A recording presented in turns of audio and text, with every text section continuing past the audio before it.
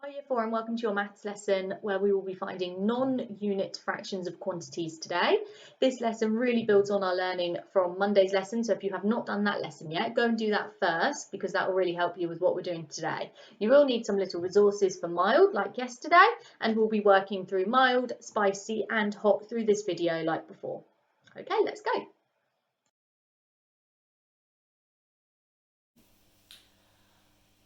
So just to remind you what we did yesterday when we were finding unit fractions of a number.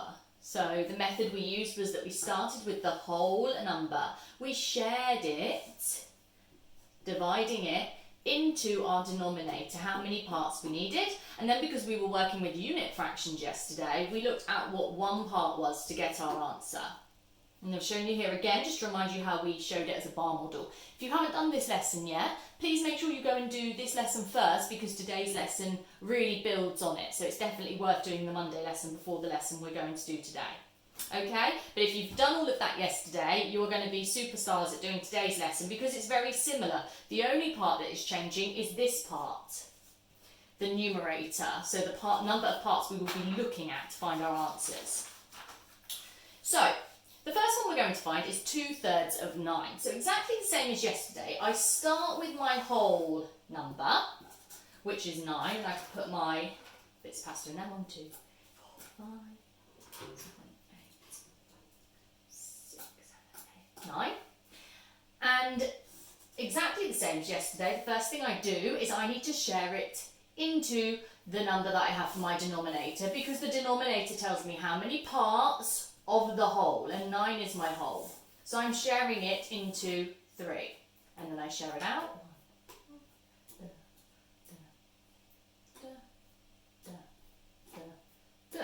And just like yesterday, I check my groups are equal and fair. So in here I've got 1, 2, 3, 1, 2, 3, 1, 2, 3. So that's great, they're all equal and fair. The only time it is different from yesterday's lesson is now, when I come to the part where I need to look at my numerator. Now yesterday we were always working with numerator 1 because we were doing unit fractions. Today is non-unit fractions, so I need to count how many are in 2.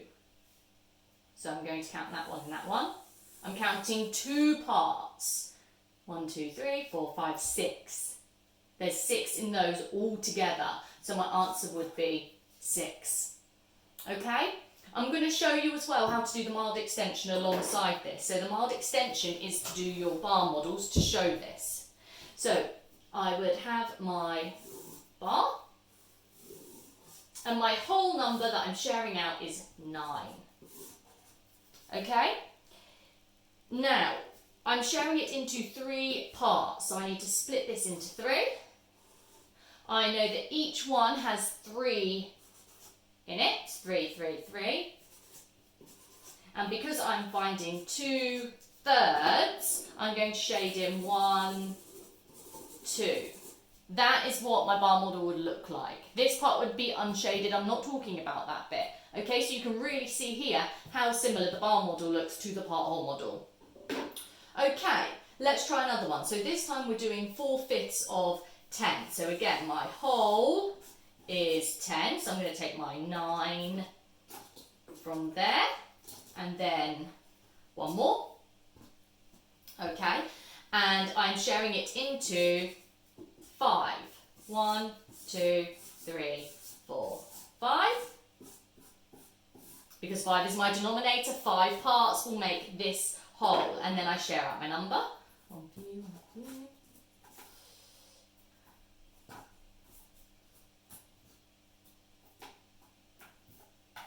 And then I check that they all have the same. 2, 2, 2, 2, 2, 2. Fantastic. 2, 2, 2, 2, 2. Okay, so that's all done. Now it's time for me to look at my numerator. My numerator is 4. The question is asking me about what 4 of those parts are all together, okay? You can choose any 4. This one I'm going to have these 4. 1, 2, 3, 4. Okay, so, and I can count my 2s here. 2, 4, 6, 8. There is 8 there. 8 in those 4 parts together. So my answer would be 8. To bar model this, so this is the mild extension. My whole number again is 10. That's what this whole bar is representing.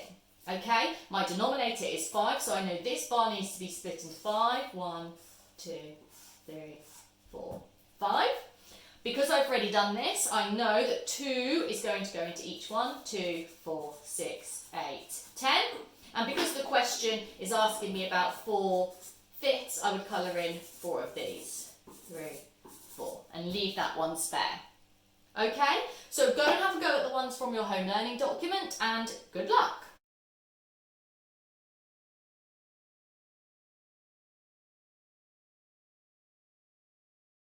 So on to spicy, and for spicy we're going to be moving away from using the resources and the part whole models. I'm going to show you how you find non-unit fractions of numbers with no resources, but we are still going to be using bar models to help us. Okay, so how I'm recording it here should be how you guys are trying to record it at home.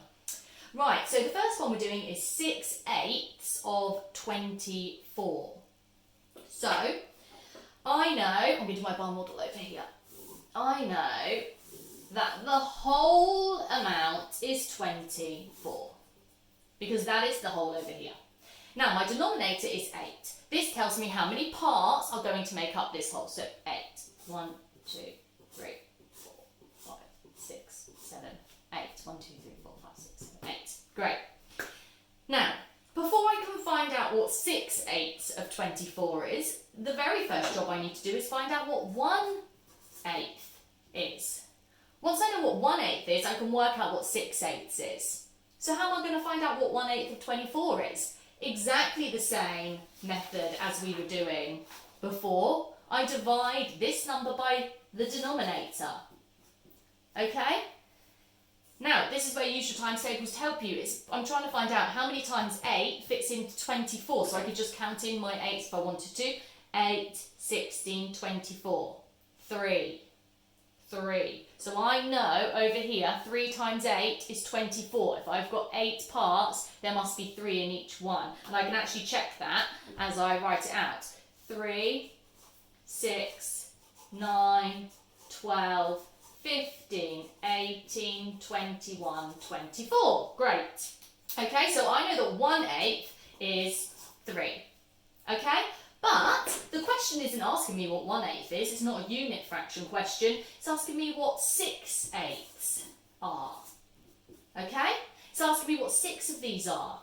1, 2, 3, 4, 5, 6. This is exactly the same as doing 3 times 6, isn't it? So I know that 1/8 is 3, so to find 6/8, I just need to multiply my 1/8 by 6. And again, you can do, lots of you could probably do that in your head, otherwise just counting your 3s. 3, 6, 9, 12, 15, 18. So 18 would be our answer. So when you're working with numbers and no resources, the first thing you do is always find the unit fraction with the denominator you're working with, and then multiply it by the numerator. And you can see over here why we did that. Okay? Let's try another one together. So now we're going to do 4/6 of 30. So our whole amount here is 30. And thinking about sharing that out, I know, because of my denominator there, that I'm going to be dividing it into 6 parts. 6 parts are going to make this whole. 1, 2, 3, 4, 5. 1, 2, 3, 4, 5, 6. Fantastic. Okay? So again, I'm working out how many times 6 goes into 30. What times 6 is 30? Again, lots of you will know this. If you don't, then just count in your 6s. 6, 12, 18, 24, 30. 5. Okay, so I know, and again, when I fill this in, I'm checking. 5, 10, 15, 20, 25, 30. So I've just found that 1/6 of 30 is 5. That's what 1/6 is. Okay? But again, I need to look up here. The question is asking me for 4/6. So again, I'm talking about 1, 2, 3, 4. This is where you can use bar model to help you, because now all I'm doing is counting in 5s 4 times. If you're doing it over here, just like we did here, I'm multiplying this 1/6 by 4, because I don't want 1/6. I want 4/6 for this question. So I'm doing 5 times 4. Again, you should be able to do that in your head if you're not sure counting fives. 5, 10, 15, 20. So my answer, finally, would be 20. Okay, so have a go at the spicy questions I've put out. Use your times tables to help you. If you get stuck, try counting in those numbers. So you should have your workings out on one side with the bar model next to it, and the bar models will really help you check that you are doing the right thing. Okay, good luck.